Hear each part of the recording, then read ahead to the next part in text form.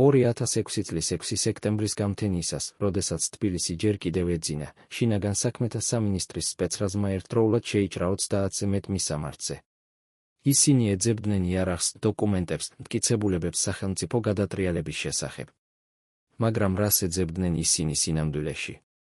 რამდენიმე კვირით ადრე, თემურ ჟორჟოლიანმა, კონსერვატიულ მონარქისტული პარტიის ლიდერმა, ღიად გამოაცხადა, რომ საქართველოში უცხოური იდეოლოგიური ექსპანსია მიმდინარეობს. მან დაასახელა სახელი, რომელიც იმ დროს ტაბუд იქცა, ჯორჯ სოროსი. ის იყო ადამიანი, რომლის ფონდი აფინანსებდა ვარდების რევოლუციას, რომლის ორგანიზაციები ხელფასებს უხდიდნენ პოლიციის რეფორმის პირველ ეტაპზე, რომლის გავლენა ახალ ხელისუფლებაში ყველას ესმოდა, მაგრამ არავინ ბედავდა ხმამაღლა ეთქვა. ჟორჟოლიანმა თქვა. და 2 თვის შემდეგ აღმოჩნდა ციხეში, ბრალდებული სახელმწიფო ხელისუფლების დასამხობად შეთქმულებაში. დღეს, თითქმის 2030 წლის შემდეგ, ჩვენ გავხსნით დოსიეს, რომელიც ათწლეულებით იყო დალუქული. ვიმეორებთ იმ ღამის ქრონოლოგიას, როდესაც სპეცრაზმა შეიჭრა ჟორჟოლიანის ბინაში. ვნახავთ ფარულ ჩანაწერებს, რომლებიც ტელევიზიებით გადაიცა და რომლებიც, ექსპერტების თქმით, დამონტაჟებული იყო. ვისაუბრებთ იმ ადამიანებთან, ვინც იმ საქმეზე დააპატიმრეს და ვინც 6 წელი გაატარა ციხეში, სანამ ახალმა ხელისუფლებამ პოლიტპატიმრად არ აღიარა. და დავსვამთ კითხვას, რა იყო ნამდვილი მიზეზი? გადატრიალება, რომელიც არასოდეს არ მომხდარა.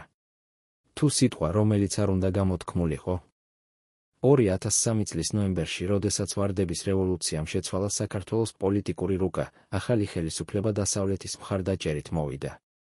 მაგრამ ამ მხარდაჭერას ჰქონდა სახელი და გვარი, ჯორჯ სოროსი. მისი ფონდი, ღია საზოგადოების ინსტიტუტი, წლების განმავლობაში აფინანსებდა არასამთავრობო ორგანიზაციებს, მედიას, სამოქალაქო აქტივისტებს. ეს იყო ღია საიდუმლო, სოროსის ფული ეხმარებოდა იმ ძალებს, რომლებმაც შევარდნაძე გადააყენეს. ახალი პრეზიდენტი მიხეილ სააკაშვილი ამბობდა, რომ საქართველო ევროპული გზით წავა, რომ დემოკრატია და გამჭვირვალობა იქნება ქვეყნის საფუძველი. მაგრამ იყო ადამიანები, რომლებსაც ეს ტრანსფორმაცია არ მოსწონდათ. არა იმიტომ, რომ ისინი წინააღმდეგნი იყვნენ რეფორმებისა, არამედ იმიტომ, რომ ხედავდნენ, ეს რეფორმები მოდიოდა უცხოური იდეოლოგიის პაკეტში. ტრადიციონალისტები, კონსერვატორები, მონარქისტები, ისინი ამბობდნენ, რომ საქართველო კარგავს თავის იდენტობას, რომ დასავლური ფასეულობები ანადგურებს ქართულ ფასეულობებს. ერთ-ერთი ასეთი ხმა იყო თემურ ჟორჟოლიანი. ის არ იყო ქუჩის პოლიტიკოსი, არ იყო პოპულისტი. ის იყო ინტელექტუალი, რომელიც აშენებდა იდეოლოგიურ პლატფორმას, კონსერვატიულ მონარქისტულ პარტიას. მისი მესიჯი იყო მარტივი, საქართველოს სჭირდება ეროვნული სახელმწიფო, რომელიც დაფუძნებული იქნება ქართულ ტრადიციებზე, არა იმპორტირებულ იდეებზე. და 2005 წელს, როდესაც საზოგადოებაში უკმაყოფილება იზრდებოდა ახალი ხელისუფლების მიმართ, გაჩნდა მოძრაობა, რომელსაც ეწოდა ანტისოროსი. ეს იყო ადამიანები, რომლებიც ღიად ამბობდნენ, სოროსის ფონდი არის უცხოური გავლენის ინსტრუმენტი. ისინი არ ამბობდნენ, რომ სოროსი ბოროტია. ისინი ამბობდნენ, რომ მისი ფული ცვლის ქვეყნის იდენტობას, რომ ის აფინანსებს იმ ძალებს, რომლებიც ქართულ ფასეულობებს უპირისპირდებიან. და ეს იყო წითელი ხაზი, რომელიც არ უნდა გადალახულიყო. მოძრაობა, ანტისოროსის ლიდერი იყო მაია ნიკოლეიშვილი, დამოუკიდებელი ექსპერტი, რომელიც წლების განმავლობაში ანალიზებდა უცხოური ფონდების საქმიანობას საქართველოში. ის ამბობდა, რომ სოროსის ორგანიზაციები არა მხოლოდ აფინანსებენ სამოქალაქო საზოგადოებას, არამედ აყალიბებენ პოლიტიკურ დღისწესრიგს. რომ ისინი გადაწყვეტენ, რა თემები უნდა იყოს აქტუალური, რა პრობლემები უნდა განიხილოს საზოგადოება. და რომ ეს არის ფარული მმართველობა, რომელსაც არავინ ირჩევს, მაგრამ რომელიც აკონტროლებს ქვეყნის მომავალს. ნიკოლეიშვილს შეუერთდნენ სხვადასხვა პოლიტიკური ძალის წარმომადგენლები. მათ შორის იყო თემურ ჟორჟოლიანი. ისინი იკრიბებოდნენ, განიხილავდნენ სტრატეგიას, აწყობდნენ საჯარო ღონისძიებებს. მათი მიზანი არ იყო ხელისუფლების დამხობა, მათი მიზანი იყო საზოგადოებრივი დისკუსიის გახსნა. მაგრამ ხელისუფლებისთვის ეს იყო საფრთხე. რადგან თუ ხალხი დაიწყებდა კითხვების დასმას სოროსის როლზე, ეს ავტომატურად ნიშნავდა კითხვების დასმას ვარდების რევოლუციის ლეგიტიმაციაზე. ნიშნავდა კითხვების დასმას იმაზე, თუ ვინ რეალურად მართავს ქვეყანას. და სააკაშვილის ხელისუფლება არ აპირებდა ამ კითხვების დაშვებას. 2006 წლის გაზაფხულზე და ზაფხულზე, როდესაც ანტისოროსის მოძრაობა აქტიურდებოდა, შინაგან საქმეთა სამინისტრო იწყებს ფარულ თვალთვალს. ვანო მერაბიშვილი, შინაგან საქმეთა მინისტრი, რომელიც ცნობილი იყო თავისი სპეცოპერაციებით, გადაწყვეტს, რომ ეს ადამიანები საფრთხეს წარმოადგენენ. არა იმიტომ, რომ ისინი რეალურად გეგმავენ გადატრიალებას, არამედ იმიტომ, რომ ისინი ქმნიან იდეოლოგიურ ალტერნატივას. და ალტერნატივა, რომელიც ეჭქვეშ აყენებს ხელისუფლების ლეგიტიმაციას, უფრო საშიშია ვიდრე ნებისმიერი იარაღი. შინაგან საქმეთა სამინისტრო იწყებს აგენტების ჩანერგვას ანტისოროსის მოძრაობაში. ეს არის სტანდარტული პრაქტიკა, როდესაც გინდა ოპოზიციური ჯგუფის დისკრედიტაცია, აგზავნი ადამიანს, რომელიც იწყებს რადიკალური იდეების გავრცელებას. ის საუბრობს იარაღზე, გადატრიალებაზე, ძალადობაზე. და ეს საუბრები იწერება ფარული მიკროფონებით. შემდეგ ეს ჩანაწერები გამოიყენება როგორც მტკიცებულება, რომ ჯგუფი გეგმავს დანაშაულს. მაგრამ რეალურად ეს საუბრები არის პროვოკაცია, აგენტი თავად იწყებს თემებს, რომლებიც სხვებს არასოდეს გაუვლიათ თავში. და როდესაც ვინმე პასუხობს, თუნდაც თეორიულად, თუნდაც ემოციურად, ეს უკვე ითვლება შეთქმულებად. 2006 წლის ზაფხულში, ჟორჟოლიანი და მისი თანამოაზრეები არიციან, რომ მათი ყოველი საუბარი იწერება. ისინი არიციან, რომ მათ შორის არიან ადამიანები, რომლებიც მუშაობენ შინაგან საქმეთა სამინისტროზე. ისინი საუბრობენ პოლიტიკაზე, სტრატეგიაზე, იმაზე, თუ როგორ შეიძლება საზოგადოების ყურადღების მიქცევა უცხოური გავლენების პრობლემაზე. მაგრამ ზოგიერთ შეხვედრაზე ვინმე იწყებს სხვა თემას, რა მოხდება, თუ ხელისუფლება არ მოისმენს ჩვენს. რა მოხდება, თუ საჭირო გახდება ძალის გამოყენება. სად შეიძლება იარაღის შოვნა, ეს არის კითხვები, რომლებიც ჟორჟოლიანს არასოდეს დაუსვამს. მაგრამ როდესაც ვინმე სხვა ამ კითხვებს სვამს, ის პასუხობს, არა იმიტომ, რომ გეგმავს რაიმეს, არამედ იმიტომ, რომ ეს არის თეორიული დისკუსია. მაგრამ ფარული მიკროფონი არ იცის, რა არის თეორია და რა არის გეგმა. ის უბრალოდ იწერს სიტყვებს. და ეს სიტყვები მოგვიანებით გახდება მტკიცებულება. 2006 წლის 6 სექტემბრის გამთენისას, როდესაც სპეცრაზმა შეიჭრა თემურ ჟორჟოლიანის ბინაში, ის არ ელოდა. არავინ ელოდა. იმავე დროს 30-ზე მეტ მისამართზე მიმდინარეობდა ერთდროული ოპერაცია. აპატიმრებდნენ ანტისოროსის მოძრაობის წევრებს, კონსერვატიული პარტიების ლიდერებს, იგორ გიორგაძის, უშიშროების ყოფილი მინისტრის, რომელიც მოსკოვში იმყოფებოდა, მხარდამჭერებს. ოფიციალური ბრალდება იყო, შეთქმულება სახელმწიფო ხელისუფლების დასამხობა და შეიარაღებული ამბოხება. სისხლის სამართლის კოდექსის 315 მუხლი, ერთ-ერთი ყველაზე მძიმე ბრალდება, რომელიც შეიძლება წაუყენო პოლიტიკურ ოპონენტს. მაგრამ რა იყო მტკიცებულება? შინაგან საქმეთა სამინისტრომ გამოაქვეყნა ფარული აუდიო და ვიდეო ჩანაწერები. ტელევიზია რუსთავი 2, რომელიც იმ დროს სრულად აკონტროლებდა ხელისუფლება, დაიწყო ამ ჩანაწერების სერიული ჩვენება. ყოველ საღამოს, მთავარ ვახტზე ხალხი ხედავდა, როგორ საუბრობდნენ დაკავებულები იარაღზე, გადატრიალებაზე, სტრატეგიულ ობიექტებზე, პარლამენტზე, ტელევიზიებზე. ისინი ხედავდნენ, როგორ ახსენებდნენ ისინი იგორ გიორგაძეს, როგორ საუბრობდნენ რუსეთიდან დაფინანსებაზე. და საზოგადოება შეშინდა. რადგან ეს ჩანაწერები ქმნიდა შთაბეჭდილებას, რომ რეალურად გეგმავდა ჯგუფი ძალადობრივ ხელისუფლების შეცვლას, რომ ისინი იყვნენ რუსული სპეცსამსახურების მარიონეტები, რომ საქართველო იყო ნაბიჯში ახალი სისხლისგან. მაგრამ იყო ერთი პრობლემა, ეს ჩანაწერები იყო დამონტაჟებული. დამოუკიდებელი ექსპერტები, რომლებმაც მოგვიანებით გაანალიზეს ეს მასალები, ამბობდნენ, რომ ჩანაწერები არ იყო უწყვეტი. რომ საუბრები პოლიტიკურ აქციებზე, რომლებიც სრულიად ლეგალური იყო, გადაბმული იყო იარაღზე საუბრის ფრაგმენტებთან, რომლებიც აღებული იყო სხვა კონტექსტიდან. რომ ზოგიერთ ჩანაწერზე ისმოდა ხმები, რომლებიც არ ეკუთვნოდა დაკავებულებს, ეს იყო აგენტ-პროვოკატორების ხმები, რომლებიც თავად იწყებდნენ რადიკალურ თემებს. მაგრამ ტელევიზიაში ეს ყველაფერი ნაჩვენები იყო, როგორც ერთი უწყვეტი ნარატივი. ეს ადამიანები გეგმავენ გადატრიალებას, ისინი საშიშნი არიან, ისინი უნდა იყვნენ ციხეში. და საზოგადოება დაჯერდა.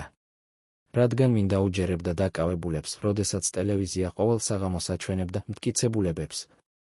ვინ დაუჯერებდა მათ, როდესაც შინაგან საქმეთა მინისტრი ვანო მერაბიშვილი პირადად გამოდიოდა და ამბობდა, რომ ეს იყო რუსული სპეცოპერაცია, რომ საქართველო გადაარჩინეს კატასტროფას.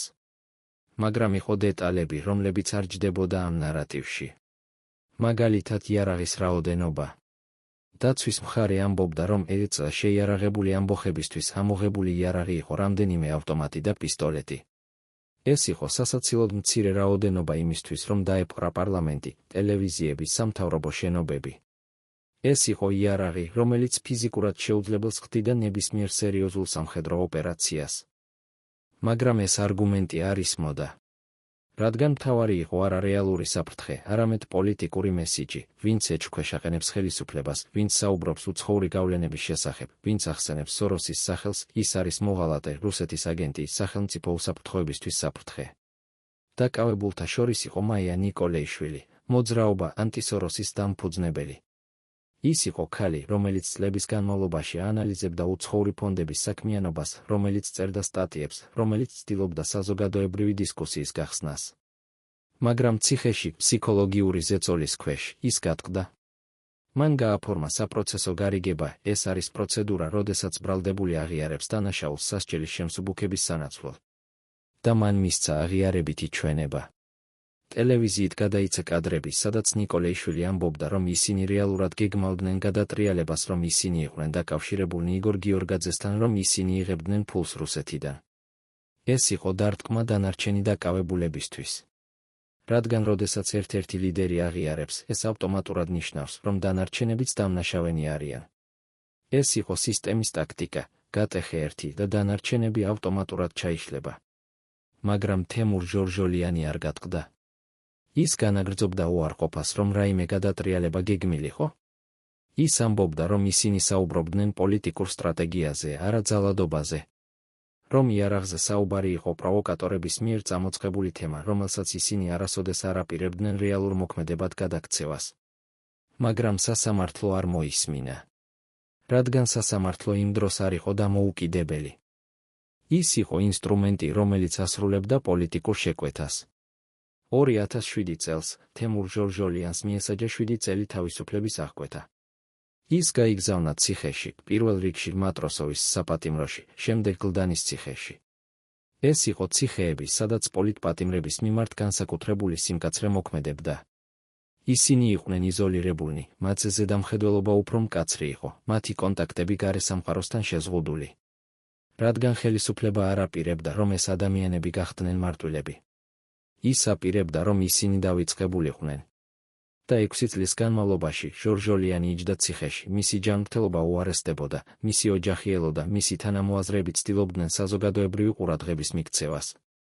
მაგრამ საზოგადოება უკვე დაივიწყებდა. რადგან ტელევიზია აღარ საუბრობდა მათზე.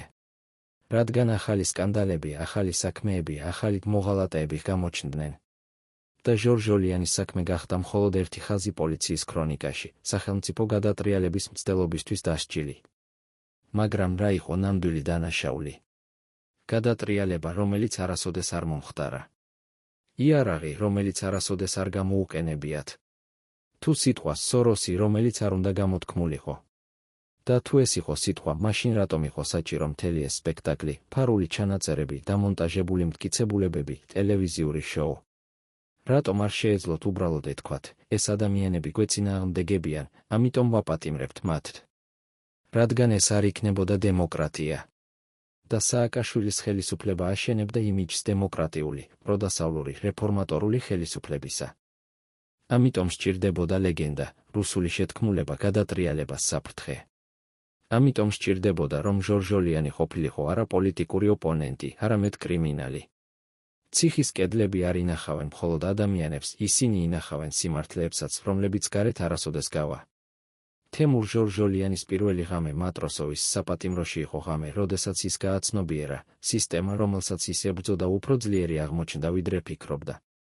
საკანში, სადაც ერთადერთი სინათლე მოდიოდა დერეფნის ნათურიდან, ის ისმენდა სხვა პატიმრების ხმებს, ზოგი ტიროდა, ზოგი ლოცულობდა, ზოგი უბრალოდ ჩუმად იჯდა როგორც ის. მაგრამ ჟორჟოლიანის თავში არ იყო შიში, იყო კითხვა, რომელიც არ ტოვებდა მას, რამდენი ადამიანი იცის რეალური ისტორია. რამდენი ადამიანი ახსოვს, რომ 2 თვით ადრე ის საუბრობდა არა გადატრიალებაზე, არამედ იმაზე, თუ როგორ უნდა დაიცვას ქვეყანამ თავისი იდენტობა. და რამდენი ადამიანი ჯერ კიდევ ფიქრობს, რომ სიტყვის თავისუფლება რეალურად არსებობს საქართველოში. ციხის პირველ კვირებში ჟორჟოლიანს ეწვევოდა მისი ადვოკატი, ადამიანი, რომელიც ცდილობდა ებრძოლა სისტემას იურიდიული არგუმენტებით. მაგრამ ყოველი შეხვედრის შემდეგ ადვოკატი უფრო დაღლილი გამოდიოდა. რადგან ის ხედავდა, სასამართლო არ უსმენს არგუმენტებს, ის ასრულებს სცენარს, რომელიც წინასწარ დაწერილია. და ამ სცენარში ჟორჟოლიანი უნდა იყოს დამნაშავე, არა იმიტომ, რომ რაიმე ქნა, არამედ იმიტომ, რომ რაღაც თქვა. მაგრამ რას ფიქრობდნენ ისინი, ვინც მას აპატიმრეს? ვანო მერაბიშვილი, შინაგან საქმეთა მინისტრი, რომელიც ხელმძღვანელობდა ოპერაციას, რას გრძნობდა, როდესაც ხედავდა ტელევიზიით, როგორ აჩვენებდნენ დამონტაჟებულ ჩანაწერებს. იცოდა თუ არა ის, რომ ეს ყველაფერი იყო თეატრი? თუ რეალურად სჯეროდა, რომ ჟორჟოლიანი იყო საფრთხე? და თუ იცოდა, მაშინ როგორ ეძინა ღამით, იცოდა, რომ ანადგურებდა ადამიანის ცხოვრებას მხოლოდ იმიტომ, რომ ის გაბედა ეთქვა სიმართლე. ციხეში ჟორჟოლიანს ჰყავდა მეზობელი, ადამიანი, რომელიც ასევე იჯდა პოლიტიკური ბრალდებით. ისინი საუბრობდნენ ღამეების განმავლობაში, ჩუმად რათა მეთვალყურეები არ გაეგოთ. და ერთ ღამეს ეს მეზობელი უთხრა მას ისტორია, რომელიც ჟორჟოლიანს არასოდეს დაავიწყდებოდა. ის ამბობდა, რომ მის საქმეზე მთავარი მოწმე იყო ადამიანი, რომელიც მას 10 წლის განმავლობაში იცნობდა, მეგობარი, რომელსაც ენდობოდა. მაგრამ სასამართლოში ეს მეგობარი გამოვიდა და თქვა ყველაფერი, რაც პროკურატურას სჭირდებოდა, თქვა, რომ ისინი გეგმავდნენ დანაშაულს, რომ ისინი საუბრობდნენ ძალადობაზე, რომ ისინი იყვნენ საშიშნი. და მხოლოდ წლების შემდეგ, როდესაც ხელისუფლება შეიცვალა, ამ მეგობარმა აღიარა, მას აიძულეს. მას უთხრეს, რომ თუ არ მისცემდა ჩვენებას, მისი ოჯახი დაზარალდებოდა, მისი ცოლი დაკარგავდა სამსახურს, მისი შვილი არ ჩააბარებდა უნივერსიტეტში, მისი მშობლები დარჩებოდნენ პენსიის გარეშე. და ის გატყდა. რადგან როდესაც არჩევანი გაქვს საკუთარ სინდისს და შენი ოჯახის უსაფრთხოებას შორის უმეტესობა ირჩევს ოჯახს. ეს იყო სისტემის ძალა, არა იარაღი, არა ძალადობა, არამედ შიში. შიში, რომ თუ არ დაემორჩილები, დაზარალდება არა მხოლოდ შენ, არამედ ყველა, ვინც გიყვარს. და ჟორჟოლიანმა იცოდა, მისი საქმეშიც ასეთი ადამიანები იყვნენ, ადამიანები, რომლებიც მისცეს ჩვენებები არა იმიტომ, რომ ისინი ნამდვილად რაიმე ნახეს, არამედ იმიტომ, რომ მათ შეაშინეს. მაგრამ ვინ პასუხს აგებს ამ შიშზე? ვინ პასუხს აგებს იმ ადამიანების ცხოვრებებზე, რომლებიც გატეხეს, რათა ერთი პოლიტიკური მიზანი მიაღწიათ? 2008 წელს, როდესაც ჟორჟოლიანი უკვე 2 წელია იჯდა ციხეში, საქართველოში მოხდა რაღაც, რამაც მისი საქმე კიდევ უფრო აქტუალური გახადა. რუსეთ-საქართველოს ომი, 5-დღიანი კონფლიქტი, რომელმაც შეცვალა რეგიონის გეოპოლიტიკური რუკა. და უცებ, ყველა ის არგუმენტი, რომელსაც ჟორჟოლიანი და ანტისოროსის მოძრაობა იყენებდა, რომ საქართველო ზედმეტად დამოუკიდებელი იყო დასავლეთზე, რომ ქვეყანას სჭირდებოდა დამოუკიდებელი გარე პოლიტიკა, რომ კონფრონტაცია რუსეთთან შეიძლებოდა დამთავრებულიყო კატასტროფით, ეს ყველაფერი აღმოჩნდა სწორი. მაგრამ ჟორჟოლიანი ვერ ამბობდა, მე გეუბნებოდით, ის იჯდა ციხეში, მოწყვეტილი საზოგადოებისგან.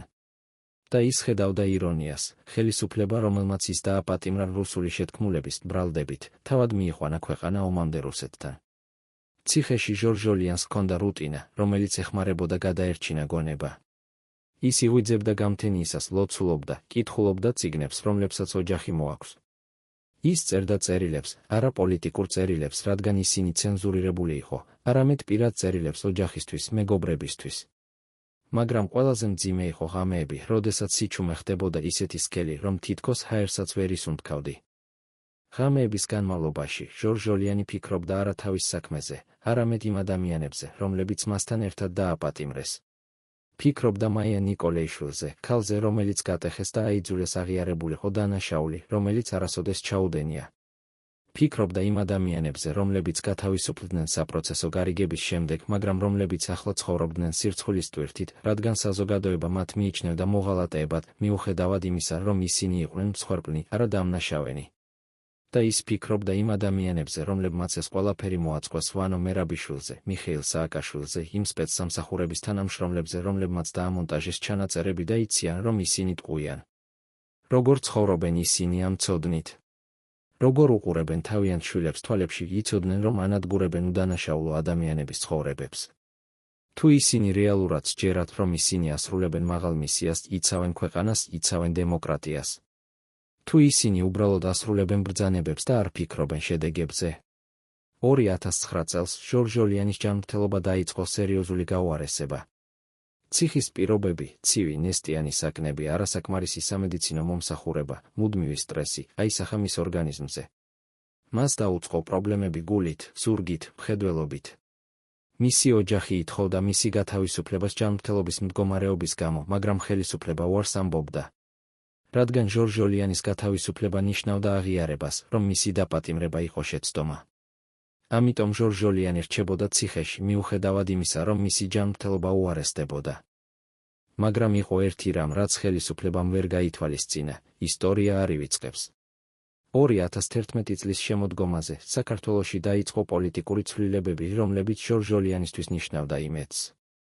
ოპოზიცია, ქართული ოცნება, რომელსაც ხელმძღვანელობდა ბიძინა ივანიშვილი, იწყებდა აქტიურ კამპანიას სააკაშვილის ხელისუფლების წინააღმდეგ. და ერთ-ერთი მთავარი თემა, რომელსაც ისინი იყენებდნენ, იყო პოლიტიკური პატიმრები, ადამიანები, რომლებიც დააპატიმრეს არარეალური დანაშაულებისთვის, არამედ პოლიტიკური შეხედულებებისთვის. ჟორჟოლიანის სახელი ხშირად ისმოდა ამ დისკუსიებში, ის იყო სიმბოლო იმისა, თუ როგორ იყენებდა სააკაშვილის ხელისუფლება სასამართლო სისტემას პოლიტიკური ოპონენტების დასასჯელად.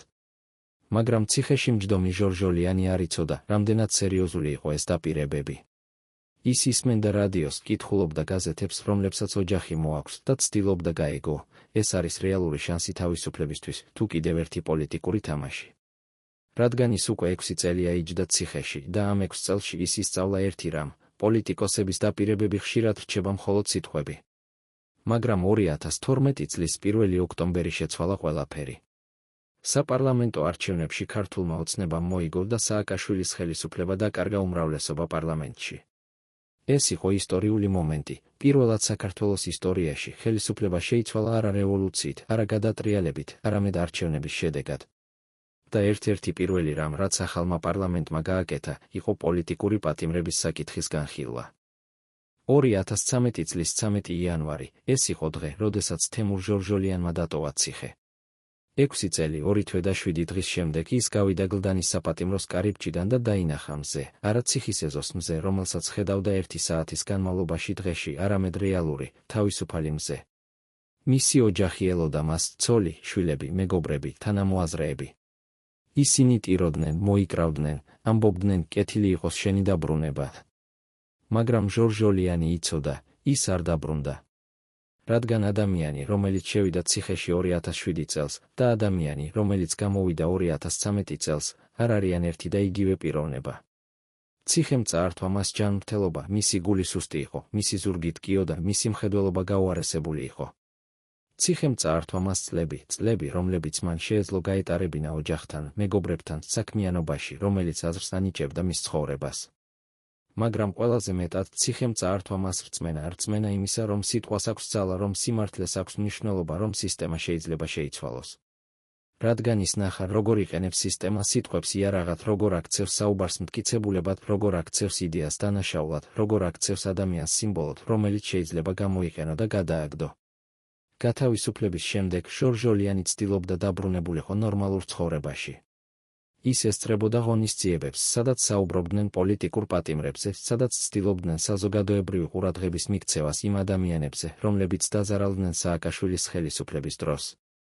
მაგრამ ის გრძნობდა, რომ რაღაც შეიცვალა საზოგადოებაში, ადამიანები, რომლებიც 2006 წელს სჯეროდათ ტელევიზიას, რომლებიც ფიქრობდნენ, რომ ჟორჟოლიანი იყო მოღალატე, ახლა ამბობდნენ, ჩვენ ყოველთვის ვიცოდით, რომ ეს იყო ყალბის საქმე. მაგრამ სად იყვნენ ისინი, როდესაც ის იჯდა ციხეში? სად იყვნენ ისინი, როდესაც მისი ოჯახი ცდილობდა საზოგადოებრივი მხარდაჭერის მოპოვებას? სად იყვნენ ისინი, როდესაც ტელევიზია ყოველ საღამოს აჩვენებდა დამონტაჟებულ ჩანაწერებს და ქმნიდა მის გარშემო მოღალატის იმიჯს? ისინი იყვნენ სახლში, უყურებდნენ ტელევიზორს და სჯეროდათ ყველაფერს, რასაც ხელისუფლება ეუბნებოდა. და ახლა, როდესაც ხელისუფლება შეიცვალა, ისინი ამბობდნენ, ჩვენ ყოველთვის ვიცოდით.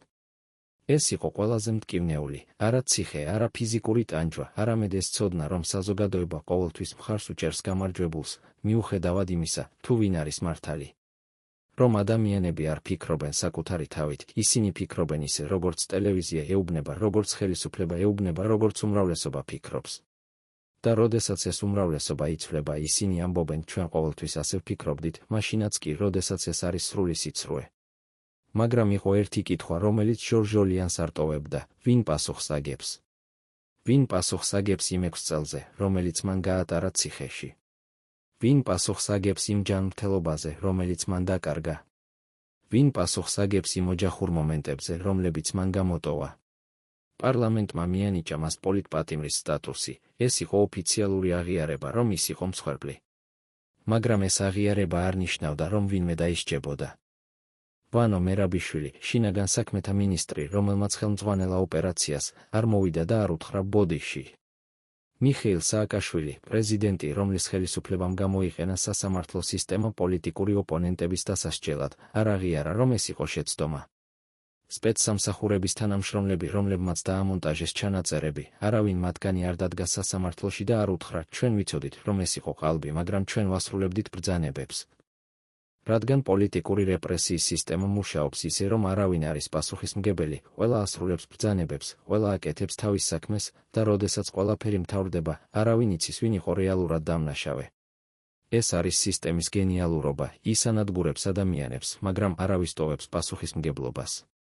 და ჟორჟოლიანი იცოდა, ის არასოდეს მიიღებს პასუხს იმ კითხვაზე, ვინ პასუხს აგებს, რადგან პოლიტიკაში არავინ აგებს პასუხს, გარდა იმ ადამიანებისა, რომლებიც კარგავენ ძალაუფლებას და ხდებიან ახალი სისტემის მსხვერპლი. დღეს, თითქმის 10 წლის შემდეგ ჟორჟოლიანის გათავისუფლებიდან, ჩვენ შეგვიძლია დავსვათ კითხვა, რა შეიცვალა. საქართველოში კვლავ არიან ადამიანები, რომლებიც ამბობენ, რომ ისინი არიან პოლიტიკური პატიმრები, ადამიანები, რომლებიც ამტკიცებენ, რომ მათი დაპატიმრება იყო პოლიტიკურად მოტივირებული, რომ სასამართლო სისტემა გამოიყენება პოლიტიკური ოპონენტების დასასჯელად. ხელისუფლებები იცვლება, მაგრამ მეთოდები რჩება იგივე, ფარული ჩანაწერები, მტკიცებულებები, რომლებიც გამოჩნდება სწორედ მაშინ, როდესაც ეს საჭიროა, სასამართლო პროცესები, რომლებიც უფრო ჰგავს თეატრს ვიდრე მართლმსაჯულებას. და საზოგადოება კვლავ სჯერა ტელევიზიას, კვლავ ფიქრობს, რომ თუ ვინმე დააპატიმრეს, ეს ნიშნავს, რომ ის დამნაშავეა, კვლავ არ სვამს კითხვას, რა არის რეალური მიზეზი. ჟორჟოლიანის ისტორია არ არის მხოლოდ ისტორია ერთი ადამიანის შესახებ. ეს არის ისტორია სისტემის შესახებ, რომელიც იყენებს მართლმსაჯულებას პოლიტიკური იარაღის სახით. ეს არის ისტორია საზოგადოების შესახებ, რომელიც არ ფიქრობს საკუთარი თავით და სჯერა ყველაფერს, რასაც ხელისუფლება ეუბნება. ეს არის ისტორია იმ ადამიანების შესახებ, რომლებიც გაბედეს ეთქვათ სიმართლე და გადაიხადეს ფასი ამ სიმართლისთვის. და ეს არის ისტორია იმ კითხვის შესახებ, რომელსაც ჩვენ ყოველთვის უნდა ვსვამდეთ, ვინ პასუხს აგებს, როდესაც სისტემა ანადგურებს უდანაშაულო ადამიანებს. და თუ არავინ აგებს პასუხს, მაშინ როგორ შეიძლება ვთქვათ, რომ ჩვენ ვცხოვრობთ სამართლიან საზოგადოებაში. არსებობს დოკუმენტები, რომლებიც არასოდეს არ უნდა არსებულიყო. 2006 წლის სექტემბერში, როდესაც შინაგან საქმეთა სამინისტრომ დაიწყო მასობრივი დაპატიმრებები ერთ-ერთ ოფისში, შენობაში, რომელიც ოფიციალურად არ ფიგურირებდა არც ერთ სამთავრობო რეესტრში, იყო საქაღალდე, რომელსაც ჰქონდა კოდი. ოპერაცია სისუფთავე. ამ საქაღალდეში იყო ყველაფერი, ჟორჟოლიანის ტელეფონის ჩანაწერები ბოლო 6 თვის განმავლობაში, მისი შეხვედრების ფოტოები, მისი ელექტრონული წერილების ასლები და ყველაზე მნიშვნელოვანი სია იმ ადამიანებისა, რომლებიც იყვნენ ჩანერგილი აგენტები მის გარემოცვაში. ამ სიაში იყო 12 სახელი. 12 ადამიანი, რომლებიც დადიოდნენ ანტისოროსის შეხვედრებზე, საუბრობდნენ იდეოლოგიაზე, ეროვნულ ფასეულობებზე და ამავდროულად აგზავნიდნენ ანგარიშებს შინაგან საქმეთა სამინისტროში. მაგრამ 2012 წლის დეკემბერში, როდესაც ხელისუფლება შეიცვალა და პარლამენტმა დაიწყო ძველი საქმეების გადახედვა, ეს საქაღალდე გაქრა. არა მთლიანად გაქრა კონკრეტული გვერდები. გვერდები, სადაც იყო აგენტების სახელები. გვერდები, სადაც იყო ინსტრუქციები, როგორ უნდა პროვოცირებულიყო ჟორჟოლიანი და მისი ადამიანები, რათა ისინი ეთქვათ სიტყვები, რომლებიც შემდეგ გამოყენებულ იქნებოდა მტკიცებულებად. გვერდები, სადაც იყო ბიუჯეტი, რამდენი ფული დაიხარჯა ამ ოპერაციაზე, ვის გადაუხადეს, რა იყო ფასი ერთი ადამიანის ცხოვრების განადგურებისა. ვინ წაიღო ეს გვერდები? ვინ იცოდა, რომ ისინი იყო იქ? და ყველაზე მთავარი, სად არიან ისინი ახლა? ზოგიერთი ყოფილი სპეცსამსახურის თანამშრომელი, რომელიც დათანხმდა ანონიმურ ინტერვიუს, ამბობს, ჩვენ ვიცოდით, რომ ეს დოკუმენტები ერთ დღეს გახდებოდა საფრთხე. ამიტომ, როდესაც გავიგეთ, რომ ხელისუფლება იცვლება, ჩვენ მივიღეთ ბრძანება, ყველაფერი, რაც შეიძლებოდა გამოყენებულიყო როგორც მტკიცებულება ჩვენს წინააღმდეგ, უნდა განადგურებულიყო. მაგრამ არის ადამიანები, რომლებიც ამბობენ, რომ ეს დოკუმენტები არ განადგურებულა, რომ ისინი გადაიტანეს უსაფრთხო ადგილას, რომ ისინი არის დაზღვევა იმ შემთხვევისთვის, თუ ძველი ხელისუფლება ოდესმე დაბრუნდება. რომ ისინი არის იარაღი, რომელიც შეიძლება გამოყენებულ იქნას ნებისმიერ მომენტში, არა მხოლოდ ჟორჟოლიანის წინააღმდეგ, არამედ ნებისმიერი ადამიანის წინააღმდეგ, ვინც გაბედავს ეჭქვეშ დააყენო სისტემა. და ეს არის ყველაზე საშიში, არა ის, რაც მოხდა, არამედ ის, რაც შეიძლება მოხდეს. რადგან თუ ეს დოკუმენტები რეალურად არსებობს, თუ ისინი რეალურად ინახება სადმე, ეს ნიშნავს, რომ სისტემა, რომელმაც ჟორჟოლიანი დააპატიმრა, არ გაქრა, ის უბრალოდ დაიძინა, ელოდება შემდეგ შესაძლებლობას. მაგრამ რატომ არის ეს მნიშვნელოვანი დღეს, 10 წლის შემდეგ? რადგან ისტორია მეორდება. 2021 წელს საქართველოში კვლავ არიან ადამიანები, რომლებიც საუბრობენ უცხოური გავლენების შესახებ, რომლებიც ეჭვქვეშ აყენებენ ხელისუფლების გადაწყვეტილებებს, რომლებიც ცდილობენ საზოგადოებრივი დისკუსიის გახსნას თემებზე, რომლებიც ტაბუდი ითვლება. და კვლავ არიან ადამიანები, რომლებიც ამბობენ, ეს არის საფრთხე, ეს არის უცხოური აგენტები, ეს არის ქვეყნის მოღალატეები. კვლავ არის ფარული ჩანაწერები, კვლავ არის მტკიცებულებები, რომლებიც გამოჩნდება სწორედ მაშინ, როდესაც ეს საჭიროა. და კვლავ არის საზოგადოება, რომელიც უყურებს ტელევიზორს და ელოდება, რომ ვინმე უთხრას რა უნდა იფიქროს. ჟორჟოლიანის საქმე არ არის დახურული ისტორია, ეს არის გაკვეთილი, რომელიც ჩვენ არ ვისწავლეთ. ეს არის გაფრთხილება, რომელიც ჩვენ იგნორირება გავაკეთეთ. და ეს არის კითხვა, რომელიც კვლავ რჩება უპასუხოდ, თუ დოკუმენტები, რომლებიც ამტკიცებს ჟორჟოლიანის უდანაშაულობას, რეალურად არსებობს და გაქრა, ვინ არის პასუხისმგებელი. და თუ ისინი არსებობს და დამალულია, როდის გამოჩნდება ისინი. და ვის წინააღმდეგ გამოიყენება შემდეგ ჯერზე. 2006 წლის აგვისტოში, ერთი თვით ადრე ჟორჟოლიანის დაპატიმრებამდე, მოხდა რაღაც, რაზეც თითქმის არავინ ყურადღება არ მიაქცია. თემურ ჟორჟოლიანმა გაიარა სამედიცინო გამოკვლევა, რუტინული ჩეკაპი, რომელსაც ის ყოველწლიურად აკეთებდა. ექიმმა, ადამიანმა, რომელიც მას 10 წლის განმავლობაში აკვირდებოდა, დაწერა დასკვნა. პაციენტი ფიზიკურად ჯანმრთელია, მაგრამ აღინიშნება ქრონიკული სტრესის ნიშნები, მაღალი წნევა, ძილის დარღვევები, გულის არითმია. ეს იყო ნორმალური დიაგნოზი ადამიანისთვის, რომელიც აქტიურად იყო ჩართული პოლიტიკაში, რომელიც ცხოვრობდა მუდმივ დაძაბულობაში. მაგრამ 6 წლის შემდეგ, როდესაც ჟორჟოლიანი გამოვიდა ციხიდან, იმავე ექიმმა ისევ გაუკეთა გამოკვლევა.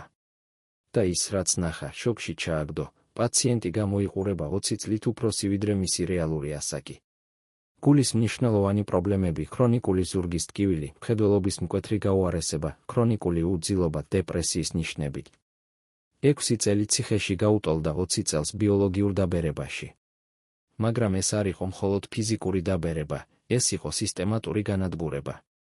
ციხის პირობები, რომლებშიც ჟორჟოლიანი იმყოფებოდა, არ იყო უბრალოდ მძიმე, ისინი იყო განზრახშექმნილი ისე, რომ ადამიანი ფიზიკურად და ფსიქოლოგიურად გატეხილიყო. ცივი, ნესტიანი საკნები, სადაც ზამთარში ტემპერატურა ეცემოდა 5 გრადუსამდე. საკვები, რომელიც ძლივს იყო საკმარისი გადარჩენისთვის, მაგრამ არა ჯანმრთელობის შესანარჩუნებლად. სამედიცინო დახმარება, რომელიც მოდიოდა მხოლოდ მაშინ, როდესაც ადამიანი უკვე კრიტიკულ მდგომარეობაში იყო.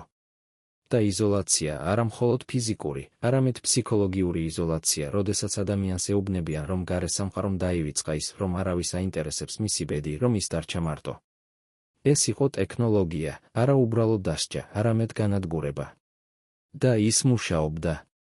ჟორჟოლიანის პირადი ექიმი, რომელიც ახლა პენსიაზეა და დათანხმდა ანონიმურ ინტერვიუს, ამბობს, როდესაც ის პირველად მოვიდა ჩემთან ციხიდან გამოსვლის შემდეგ, მე ვერ ვიცანი ის. ეს იყო სხვა ადამიანი, არა მხოლოდ გარეგნულად, არამედ შინაგანად.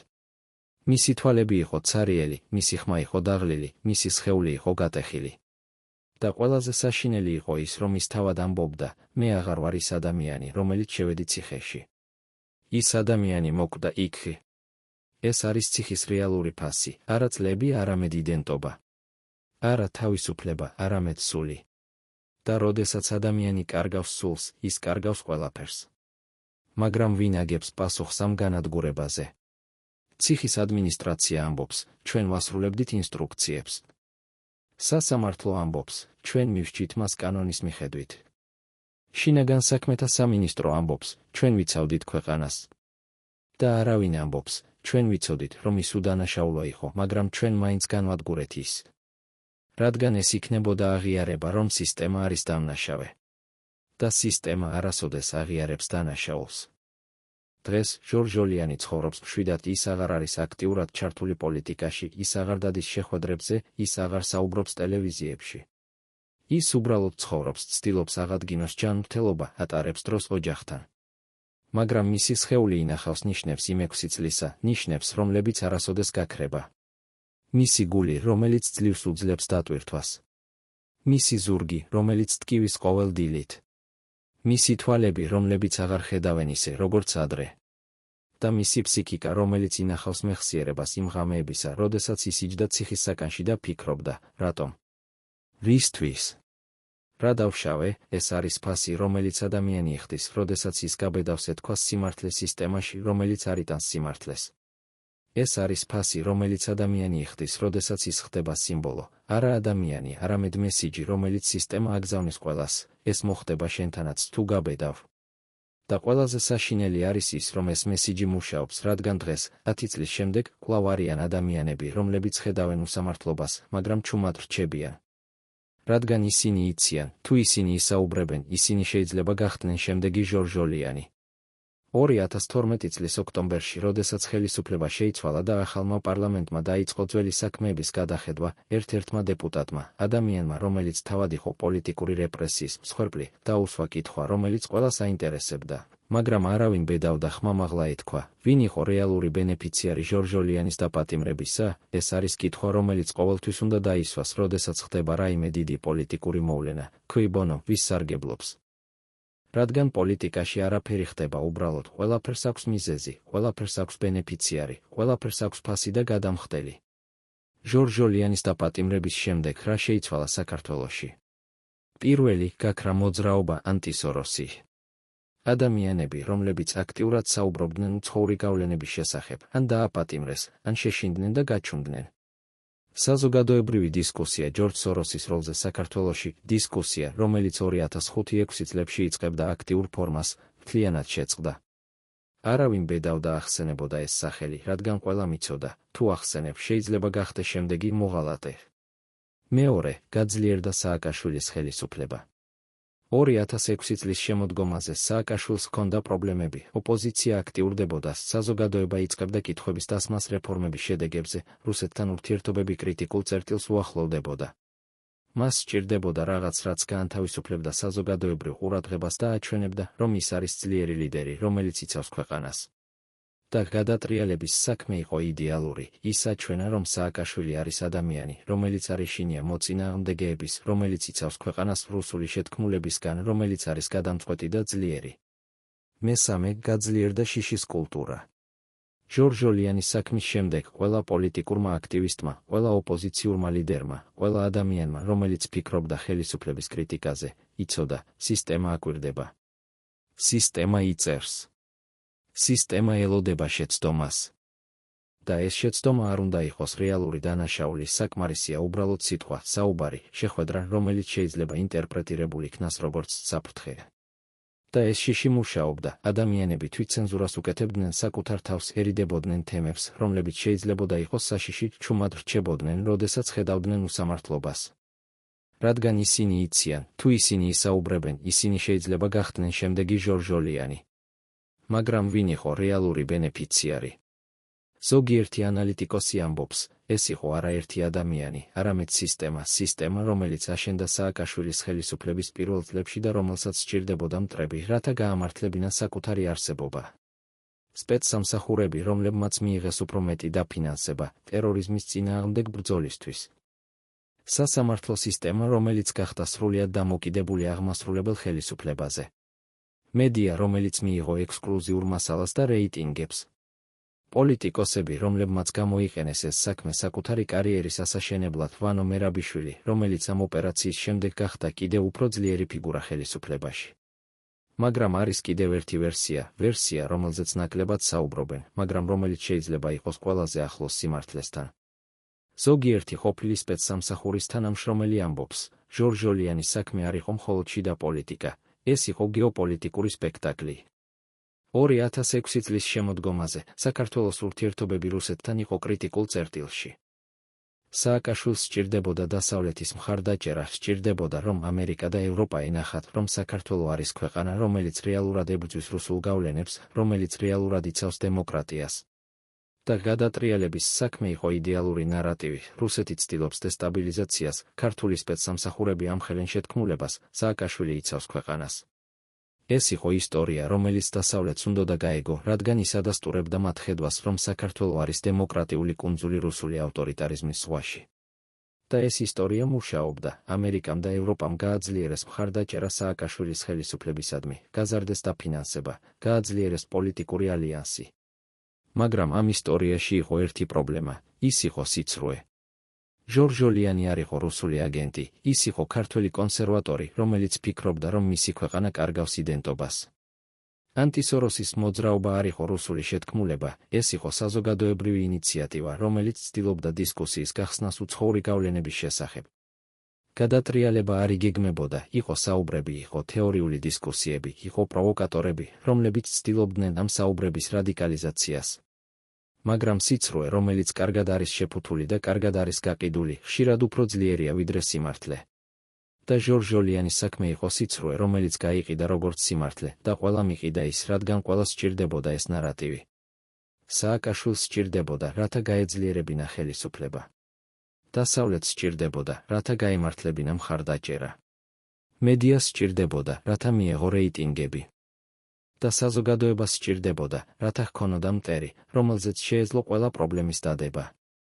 დღეს, როდესაც ჩვენ ვუყურებთ უკან ამ ისტორიას, ჩვენ ვხედავთ, ბენეფიციარი არ იყო ერთი ადამიანი, ბენეფიციარი იყო მთელი სისტემა, რომელიც აშენდა სიცრუეზე და რომელიც ფუნქციონირებდა შიშზე. და ეს სისტემა არ გაქრა, ის უბრალოდ შეიცვალა სახელები, შეიცვალა სახეები, მაგრამ მეთოდები დარჩა იგივე. რადგან როდესაც სისტემა სწავლობს, რომ სიცრუე მუშაობს, რომ შიში მუშაობს, რომ რეპრესია მუშაობს, ის არ უარს იტყვის ამ ინსტრუმენტებზე. ის უბრალოდ ელოდება შემდეგ შესაძლებლობას, შემდეგ მოღალატეს, შემდეგ საფრთხეს. და კითხვა, რომელიც ჩვენ უნდა დავსვათ, არის არა, ვინ იყო ბენეფიციარი მაშინ, არამედ ვინ იქნება ბენეფიციარი შემდეგ ჯერზე, რადგან თუ ჩვენ არ ვისწავლეთ გაკვეთილი ჟორჟოლიანის ისტორიიდან, თუ ჩვენ არ მოვითხოვეთ პასუხისმგებლობა იმ ადამიანებისგან, რომლებმაც აშენეს ეს სისტემა, მაშინ ეს ისტორია გაიმეორება. და შემდეგი ჟორჟოლიანი შეიძლება იყოს ნებისმიერი ჩვენგანი, ნებისმიერი, ვინც გაბედავს ეთქვას სიმართლე, ვინც გაბედავს ეჩქვეშ და აყენოს ხელისუფლება, ვინც გაბედავს იფიქროს საკუთარი თავით. 2009 წლის თებერვალში, როდესაც თემურ ჟორჟოლიანი უკვე 3 წელია იჯდა გლდანის ციხეში, მოხდა რაღაც, რაზეც გარეთ არავინ გაიგო. ღამის 2 საათზე, როდესაც მთელი საპატიმრო ეძინა, მისი საქმის კარი გაიღო.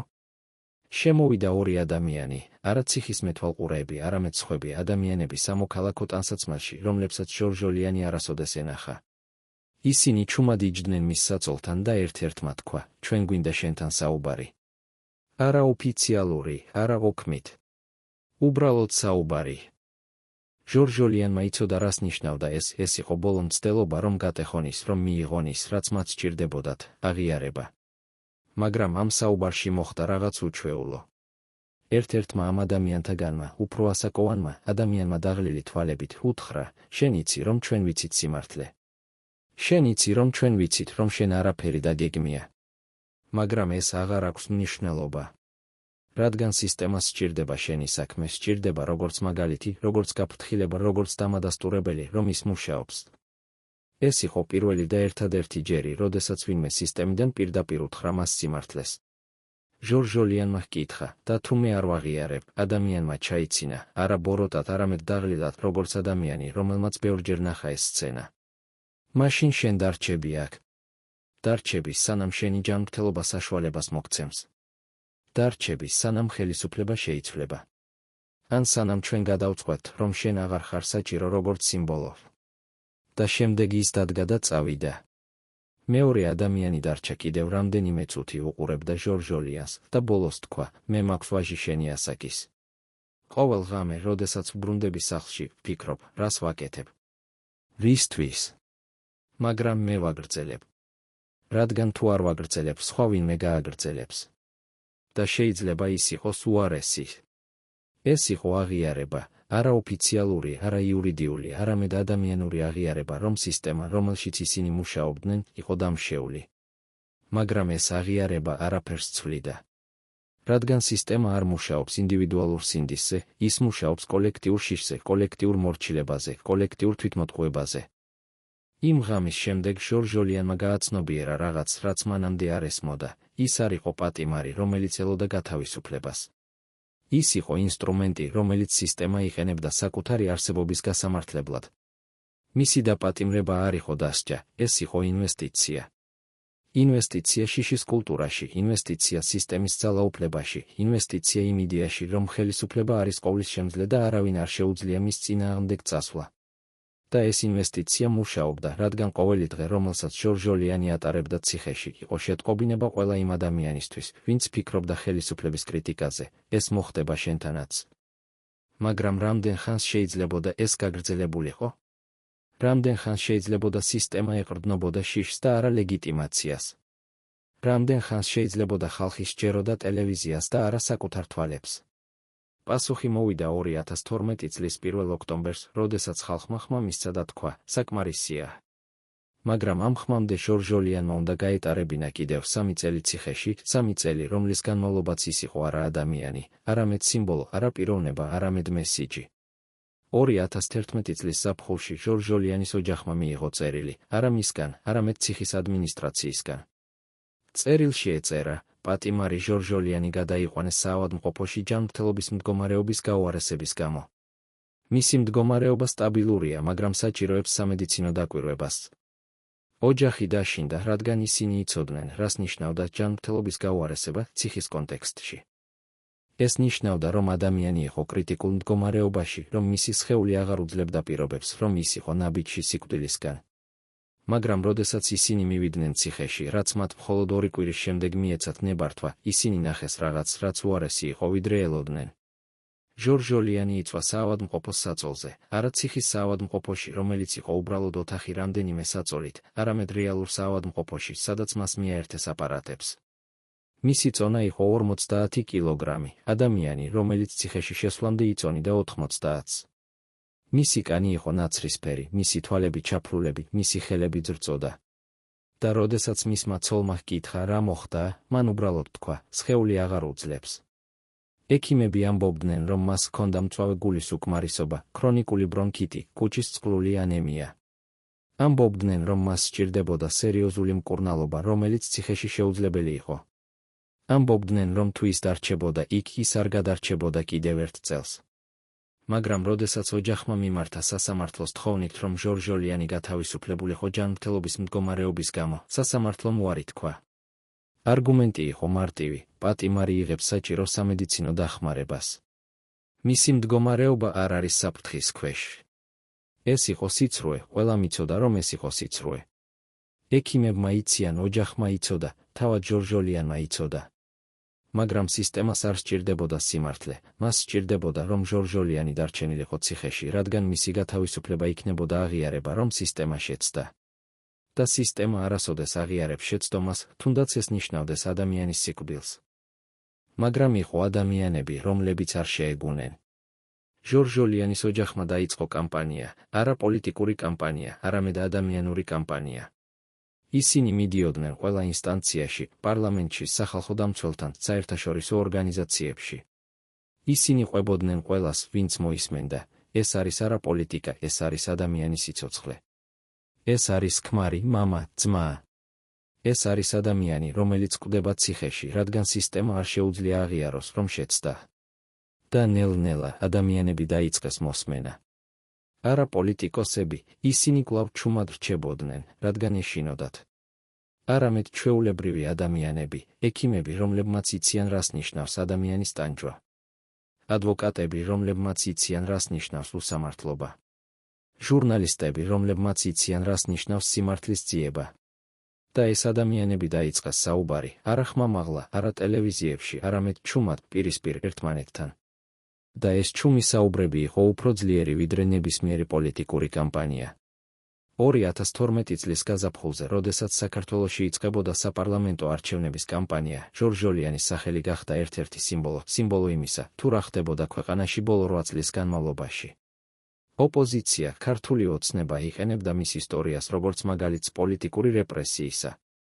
მაგრამ ჟორჟოლიანი თავად არ იყო ნაწილი ამ კამპანიისა, ის კვლავ იყო ციხეში, კვლავ იყო ავად, კვლავ იყო იზოლირებული. მაგრამ მისი ისტორია ცხოვრობდა იმ ადამიანების მეხსიერებაში, რომლებმაც დაინახეს, თუ როგორ იყენებდა სისტემა მართლმსაჯულებას პოლიტიკური იარაღის სახით.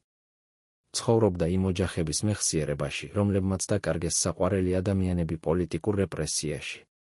ცხოვრობდა იმ ადამიანების მეხსიერებაში, რომლებმაც გრძნობდნენ შიში, რომ თუ ისინი ისაუბრებენ, ისინი შეიძლება გახდნენ შემდეგი ჟორჟოლიანი.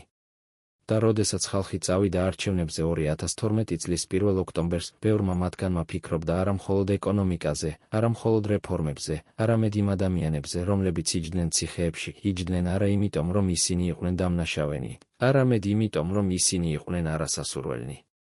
2013 წლის 13 იანვარი, ეს იყო დღე, როდესაც თემურ ჟორჟოლიანმა გადალახა გლდანის საპატიმროს კარიბჭე და დაინახა თავისუფლება. მაგრამ ეს თავისუფლება არ იყო ისეთი, როგორც ის ელოდა. 6 წელი, 2 თვე და 7 დღის შემდეგ ის გამოვიდა სამყაროში, რომელიც შეიცვალა პოლიტიკურად, შეიცვალა სოციალურად, შეიცვალა ტექნოლოგიურად. მაგრამ ყველაზე მეტად შეიცვალა თავად ის. ადამიანი, რომელიც შევიდა ციხეში 2007 წელს, იყო 42 წლის აქტიური, ენერგიული, იდეებით სავსე პოლიტიკოსი. ადამიანი, რომელიც გამოვიდა 2013 წელს, იყო 48 წლის დაღლილი, ავადმყოფი, გატეხილი ადამიანი, რომელიც გამოიყურებოდა 7-10 წლის. ციხემ წაართვა მას არა მხოლოდ წლები, ციხემ წაართვა მას ის, რაც ადამიანს ადამიანად ხდის, იმედი, რწმენა, ენერგია, სურვილი ბრძოლისა. გათავისუფლების პირველ კვირებში ჟორჟოლიანი ცდილობდა ადაპტირებულიყო. ის ცდილობდა დაბრუნებულიყო ნორმალურ ცხოვრებაში, ეძინა საკუთარ საწოლში, არა ციხის ნარზე. ჭამდა ნორმალურ საკვებს, არა ციხის ბარდას. დადიოდა ქუჩებში თავისუფლად, არა ციხის ეზოს 1 საათში. მაგრამ ყოველი ეს მარტივი რამ იყო ტანჯვა, რადგან მისი სხეული და მისი ფსიქიკა უკვე იყო ადაპტირებული ციხის რეჟიმზე. ის იღვიძებოდა 6 საათზე, როგორც ციხეში. ის ვერ ჭამდა ბევრს, რადგან მისი კუჭი შეჩვეული იყო მცირე პორციებზე. ის ვერ დაძინებოდა ღამით, რადგან 6 წლის განმავლობაში ის ეძინა ხმაურში, სხვა პატიმრების ხმაურში, მეთვალყურეების ნაბიჯების ხმაურში, ციხის უსასრულო ხმაურში. და ახლა, სიჩუმეში, ის ვერ პოულობდა მშვიდობას. მაგრამ ყველაზე მძიმე იყო არა ფიზიკური ადაპტაცია, ყველაზე მძიმე იყო ფსიქოლოგიური ადაპტაცია. რადგან ციხეში ჟორჟოლიანს ჰქონდა მიზანი, გადარჩენა. ყოველი დღე იყო ბრძოლა, ბრძოლა ავადმყოფობასთან, ბრძოლა სისტემასთან, ბრძოლა საკუთარ სასოწარკვეთასთან. მაგრამ ახლა გარეთ რა იყო მიზანი? რისთვის უნდა ებრძოლა? რისთვის უნდა გაგრძელებოდა? ჟორჟოლიანის ოჯახი ცდილობდა დაეხმარა მას, ცოლი, შვილები, მეგობრები. ისინი ამბობდნენ, ახლა ყველაფერი კარგი იქნება. ახლა შენ თავისუფალი ხარ. ახლა შენ შეგიძლია ცხოვრება. მაგრამ ჟორჟოლიანი იცოდა რაღაცას, რასაც ისინი არ იციან, თავისუფლება არ არის მხოლოდ ციხიდან გამოსვლა. თავისუფლება არის შენი გონების, შენი სხეულის, შენი სულის გათავისუფლება იმ ციხიდან, რომელიც შენში აშენდა. და ეს ციხე, შიდა ციხე, უფრო ძლიერი იყო, ვიდრე გლდანის კედლები. რადგან გლდანის კედლებს შეეძლოთ მხოლოდ შენი სხეულის შეკავება. მაგრამ შიდა ციხე აკავებდა შენს სულს, აკავებდა იმედს, რწმენას, სურვილს ცხოვრებისა. და ამ ციხიდან გამოსვლა იყო უფრო რთული, ვიდრე ნებისმიერი იურიდიული პროცესი. 2013 წლის გაზაფხულზე ჟორჟოლიანმა დაიწყო თერაპია, არა ფიზიკური თერაპია, არამედ ფსიქოლოგიური თერაპია. ის დადიოდა ფსიქოლოგთან, რომელიც სპეციალიზირებული იყო პოსტტრაუმულ სტრესულ აშლილობაზე. და ამ სესიებზე ჟორჟოლიანი საუბრობდა იმაზე, რაზეც 6 წლის განმავლობაში ვერ საუბრობდა. საუბრობდა შიშზე, რომელიც მას ჰქონდა ციხეში, შიში, რომ ის არასოდეს გამოვიდოდა, შიში, რომ მისი ოჯახი დაივიწყებდა მას, შიში, რომ ის დაკარგავდა გონებას. საუბრობდა სიბრაზეზე, სიბრაზე იმ ადამიანების მიმართ, რომლებმაც ის დააპატიმრეს, სიბრაზე სისტემის მიმართ, რომელმაც გამოიყენა ის, სიბრაზე საზოგადოების მიმართ, რომელიც დაჯერდა სიცრუეს. და საუბრობდა დანაკარგზე, დანაკარგი მწლებზე, რომლებიც მან ვერ გაატარა ოჯახთან, დანაკარგი მჯანმრთელობაზე, რომელიც მან ვერასოდეს აღადგენს, დანაკარგი მრწმენაზე, რომელიც მას ჰქონდა სისტემაში. მაგრამ ყველაზე მძიმე იყო საუბარი იმაზე, რაც მოხდა მის თანამებრძოლებთან, ადამიანებთან, რომლებიც მასთან ერთად დააპატიმრეს. მაია ნიკოლეიშვილი, ქალი, რომელიც გატეხეს და აიძულეს აღიარებულიყო. ჟორჟოლიანი ხვდებოდა მას ზოგჯერ ქუჩაში და ისინი ერთმანეთს უყურებდნენ, არა სიძულვილით, არამედ ტკივილით. რადგან ორივე იციან, რომ ისინი არიან მსხვერპლნი ერთი და იმავე სისტემისა, მაგრამ ისინი ვერ საუბრობენ ერთმანეთთან. რადგან ნიკოლეიშვილი ატარებს სირცხვილს იმისა, რომ მან აღიარა, რომ მან მისცა ჩვენება, რომ მან ღალატი გასწია იმ იდეებისა, რომლებშიც სჯეროდა. და ჟორჟოლიანი ატარებს სიბრაზეს არა მის მიმართ, არამედ სისტემის მიმართ, რომელმაც აიძულა ის ამ არჩევანის გაკეთებაზე. მაგრამ ეს სიბრაზე და ეს სირცხვილი არის კედელი, რომელიც არ აძლევს მათ საშუალებას ერთმანეთთან საუბრისა. და ეს არის კიდევ ერთი დანაკარგი იმ ადამიანური კავშირებისა, რომლებიც აშენდა იდეების საფუძველზე და განადგურდა სისტემის მიერ. დღეს, თითქმის 10 წლის შემდეგ ჟორჟოლიანის გათავისუფლებიდან, ჩვენ შეგვიძლია ვკითხოთ, რა მოხდა იმ ადამიანებთან, რომლებიც იყვნენ ამ ისტორიის ნაწილი. თემურ ჟორჟოლიანი ცხოვრობს მშვიდად, ის აღარ არის აქტიურად ჩართული პოლიტიკაში, მაგრამ მისი ისტორია კვლავ ცხოვრობს როგორც გაფრთხილება. მისი ჯანმრთელობა არასოდეს აღდგა სრულად გული, რომელიც დაზიანდა ციხეში, კვლავ სუსტია. ზურგი, რომელიც ტკივის ციხის ნესტიან საკნებში გატარებული წლების გამო, კვლავ აწუხებს მას. მხედველობა, რომელიც გაუარესდა ციხის ბნელ საკნებში, კვლავ არ არის ისეთი, როგორც ადრე. მაგრამ ის ცხოვრობს როგორც მოწმე, როგორც გადარჩენილი, როგორც ადამიანი, რომელმაც გაიარა ჯოჯოხეთი და დაბრუნდა. მაია ნიკოლეიშვილი, ქალი, რომელიც გატეხეს, ასევე ცხოვრობს. ის აღარ არის საჯარო ფიგურა, ის აღარ საუბრობს პოლიტიკაზე. ის ცხოვრობს ჩუმად, ატარებს ტვირთს იმისა, რაც მოხდა. ზოგიერთი ადამიანი მას მიიჩნევს მოღალატედ, ადამიანად, რომელმაც ღალატი გასწია თავის თანამებრძოლებს. მაგრამ ისინი, ვინც იცის რეალური ისტორია, იციან, ის არ იყო მოღალატე, ის იყო მსხვერპლი, რომელიც გატეხეს ფსიქოლოგიური ზეწოლით. და მისი ტრაგედია არის არა ის, რომ მან აღიარა, არამედ ის, რომ საზოგადოება მას მიიჩნევს დამნაშავედ, მაშინაც კი, როდესაც რეალური დამნაშავენი არიან ისინი, ვინც აიძულა ის ამ არჩევანის გაკეთებაზე. ვანო მერაბიშვილი, შინაგან საქმეთა მინისტრი, რომელმაც ხელმძღვანელა ოპერაცია, თავად აღმოჩნდა ციხეში 2013 წლის შემდეგ. ის დააპატიმრეს ახალმა ხელისუფლებამ სხვადასხვა ბრალდებებით, რომლებიც ზოგიერთი ანალიტიკოსის აზრით ასევე იყო პოლიტიკურად მოტივირებული. და ეს არის ირონია, ადამიანი, რომელმაც გამოიყენა სასამართლო სისტემა პოლიტიკური ოპონენტების დასასჯელად, თავად გახდა ამ სისტემის მსხვერპლი. მაგრამ ეს ირონია არ აბრუნებს ჟორჟოლიანს დაკარგულ წლებს, არ აბრუნებს მას ჯანმრთელობას, არ აბრუნებს მას იმედს. რადგან შურისძიება არ არის მართლმსაჯულება, შურისძიება არის მხოლოდ ციკლის გაგრძელება, ციკლის, რომელშიც ყოველი ხელისუფლება იყენებს სასამართლოს თავისი მოწინააღმდეგეების დასასჯელად. მიხეილ სააკაშვილი, პრეზიდენტი, რომლის ხელისუფლებამ დააპატიმრა ჟორჟოლიანი, ცხოვრობს ემიგრაციაში. ის აღარ არის საქართველოში, ის აღარ არის ხელისუფლებაში. მაგრამ მისი მემკვიდრეობა კვლავ ცხოვრობს, მემკვიდრეობა რეფორმებისა, რომლებმაც შეცვალა ქვეყანა, მაგრამ ასევე მემკვიდრეობა რეპრესიებისა, რომლებმაც განადგურა ადამიანები.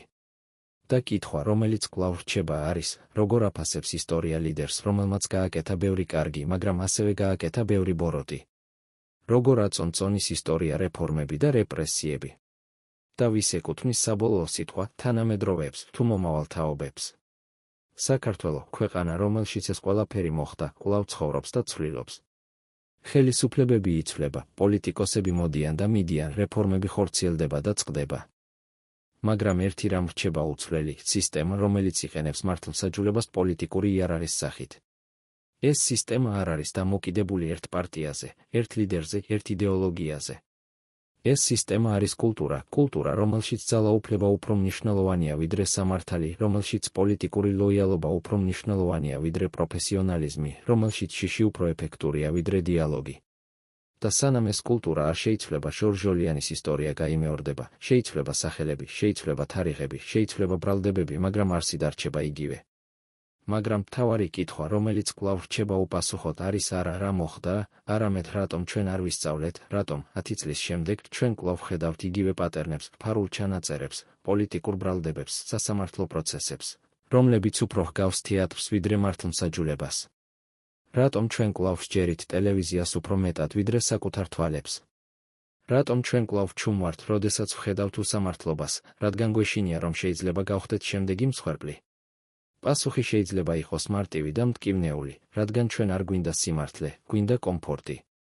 გვინდა სჯეროდეს, რომ სისტემა მუშაობს, რომ ხელისუფლება იცავს ჩვენს, რომ ისინი, ვინც ციხეში არიან, რეალურად არიან დამნაშავენი.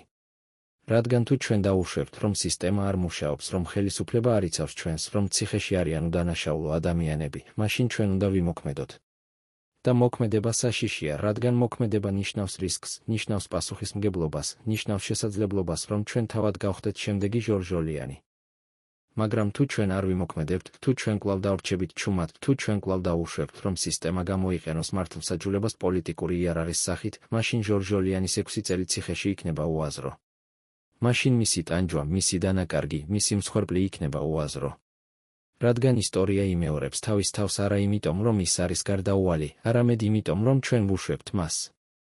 ისტორია იმეორებს თავის თავს, რადგან ჩვენ არ ვსწავლობთ, არ ვიმოქმედებთ, არ ვითხოვთ პასუხისმგებლობას. და სანამ ჩვენ არ შევცვლით ამ პატერნს, სანამ ჩვენ არ ვიტყვით საკმარისია, არა მხოლოდ სიტყვებით, არამედ მოქმედებით, ჟორჟოლიანის ისტორია გაიმეორდება. შეიცვლება სახელი, შეიცვლება თარიღი, შეიცვლება ბრალდება. მაგრამ არსი დარჩება იგივე, სისტემა, რომელიც ანადგურებს ადამიანებს და საზოგადოება, რომელიც უყურებს და ჩუმად რჩება. და ეს არის ის კითხვა, რომელთანაც ჩვენ დარჩით, ვინ იქნება შემდეგი? ვინ იქნება შემდეგი ადამიანი, რომელიც გაბედავს ეთქვას სიმართლე და გადაიხდის ფასს ამ სიმართლისთვის? ვინ იქნება შემდეგი ადამიანი, რომელიც დაკარგავს 6 წელს ჯანმრთელობას იმედს, მხოლოდ იმიტომ, რომ სისტემას სჭირდება მაგალითი, სჭირდება გაფრთხილება, სჭირდება დამადასტურებელი, რომ ის კვლავ მუშაობს? და ყველაზე მთავარი კითხვა, როდის ჩვენ ვიტყვით საკმარისია? როდის ჩვენ გადავწყვეტთ, რომ ადამიანის სიცოცხლე უფრო ღირებულია, ვიდრე პოლიტიკური თამაში? როდის ჩვენ გადავწყვეტთ, რომ სიმართლე უფრო მნიშვნელოვანია, ვიდრე კომფორტი? როდის ჩვენ გადავწყვეტთ, რომ მართლმსაჯულება უნდა იყოს მართლმსაჯულება, არა იარაღი? ეს კითხვები რჩება ღია, რადგან პასუხი არ არის ამ ისტორიაში. პასუხი არის ჩვენში, ვინც ვკითხულობთ ამ ისტორიას, ვინც ვიცით რა მოხდა, ვინც გვაქვს არჩევანი, დავრჩეთ ჩუმად, თუ ვიმოქმედოთ. და სანამ ჩვენ არ გავაკეთებთ ამ არჩევანს, სანამ ჩვენ არ ვიტყვით არასოდეს მეტი, არა მხოლოდ სიტყვებით, არამედ მოქმედებით, ჟორჟოლიანის ისტორია დარჩება არა დახურული თავი ისტორიის წიგნში, არამედ გაფრთხილება, რომელიც ელოდება თავის შესრულებას.